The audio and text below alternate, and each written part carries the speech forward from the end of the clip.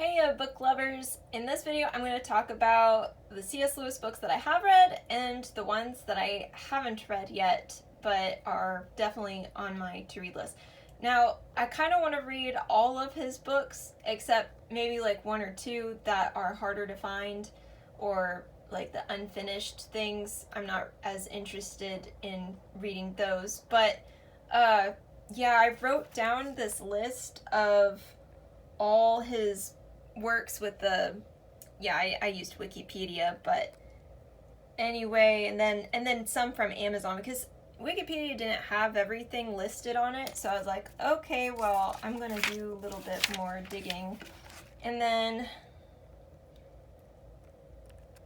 there's fiction, and so it's like, oh yeah, like I've read all the Chronicles of Narnia, I've read The Great Divorce, Screwtape Letters, Till We Have Faces, of course, his really good last novel that he wrote with his wife before she passed. And then I'm just realizing that I've really just read the main, the more well-known things like Mere Christianity, The Four Loves, A Grief Observed. Now, some caveats. I did read The Weight of Glory. That's one of his best essays. I love it so much. I highly recommend it to people. I just haven't read the other essays in that book. So that's why I didn't check off that one. And then on stories, I can't remember if I've read the whole book or not, but I've read the essays in it that are about writing.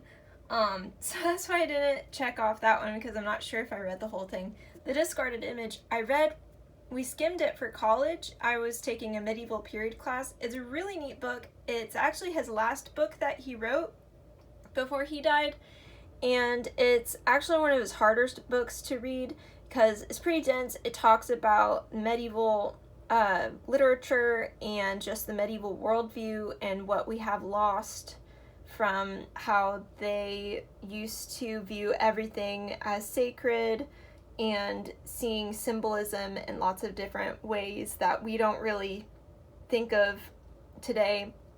So I skimmed that for that class. So I don't feel like I could check that one off because I'm like, I didn't read it like thoroughly. But so yeah, those are the ones that I have read, and here are all the ones that I haven't read. So right now I really want to read The Abolition of Man.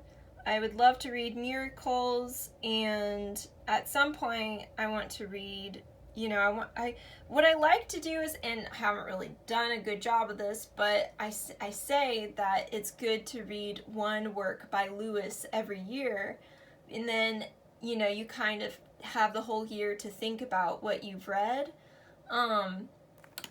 Like with The Grief Observed, I read that not too long ago after my father passed away, and it was just a good reset kind of a book of like, right, this is grief, that's what grief feels like. And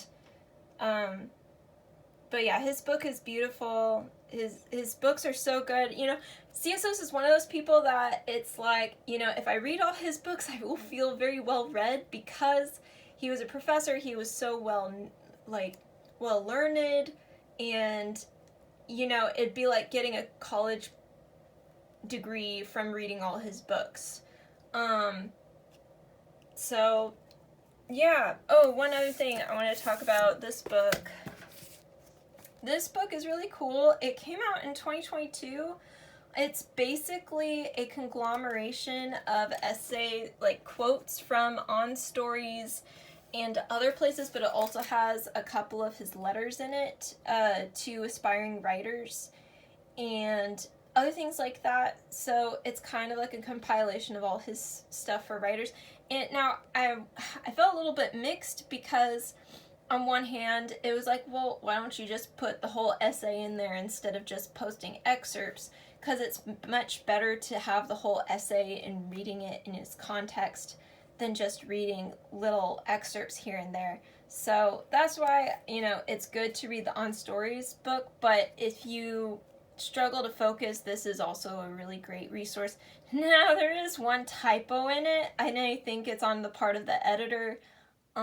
But when Jane Eyre is mentioned, it says as the header, Emily Bronte's Jane Eyre. And I was like, excuse me, excuse you, that was Charlotte Bronte, not Emily Bronte.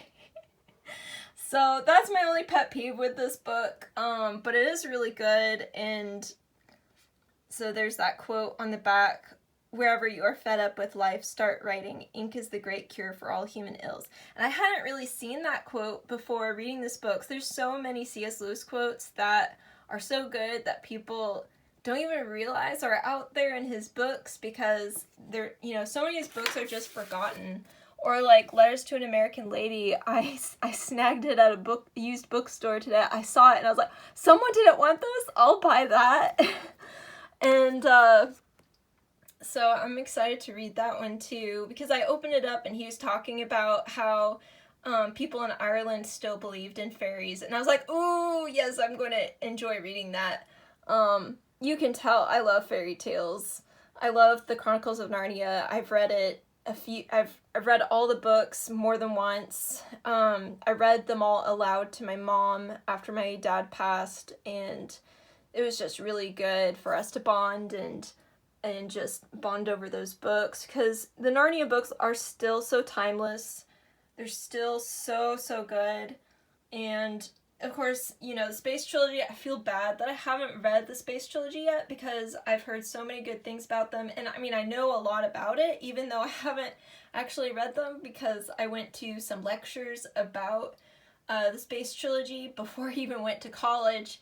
Because even before I went to college, my sister was going to college, and she was part of the Inklings Club and everything. And so I had opportunities to come to really cool writerly events, even in my teen years, and I'm really proud of that. I was excited about that.